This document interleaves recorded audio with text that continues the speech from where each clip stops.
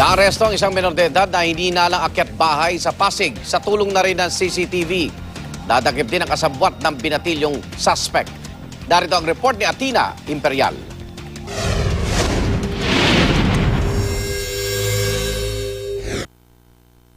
Kalaboso ang isang menor de edad matapos makuna ng CCTV camera ang pag-akyat at pagnanakaw niya sa isang bahay sa Barangay Bangbang sa lungsod ng Pasig.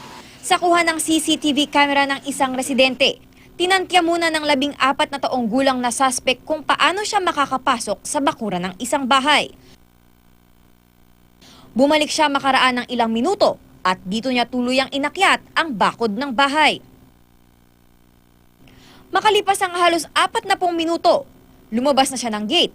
Nagmasid, sabay sibat tangay ang bag na may laman umanong mga gadget. Morning mga before 5, kumatok yung father ko na yun nga, nakita niya kasi scattered yung mga gamit dun sa 3rd floor. So nag-worry na siya. So saan sa tingin niyo sa bahay niyo dumaan yung dalawang suspect? Sa 2nd floor sa window, sliding kasi sliding siya eh. Sa tulong ng kuha ng CCTV, nagsagawa ng follow-up operation ang mga tanod at natunton ang bahay ng suspect. Di na nakapalag ang binatilyong suspect ng makorner. 2 cellphones, isang laptop at isang relo ang ninakaw umano ng binatilyo na itatago natin sa pangalang Ryan. Naaresto ang kabarkada ng suspect. Umaming kakuntsaba ng suspect sa pagbebenta ng gadget. Hindi, ako lang po nagbenta ng laptop lang. Ikaw yung nagbenta? Pero yung mga cellphone, hindi po. Hindi po ito eh. Alam mo ninakaw mo ngayon?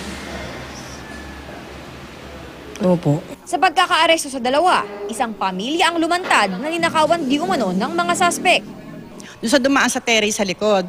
So yung footprint niya, kaya alam mo namin doon dumaan, nandun pa yung footprint niya sa terrace. O nasa tabi nga ulunan ko yung dalawang iPad at saka yung cellphone katabi nung sa katulong namin, yung kanyang cellphone.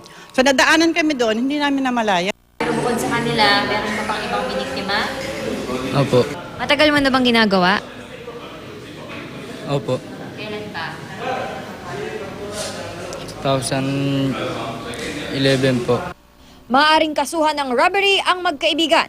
Patuloy na inaalam ng mga otoridad kung may iba pang nabiktima ang dalawa. Para sa unang balita, Athena Imperial reporting.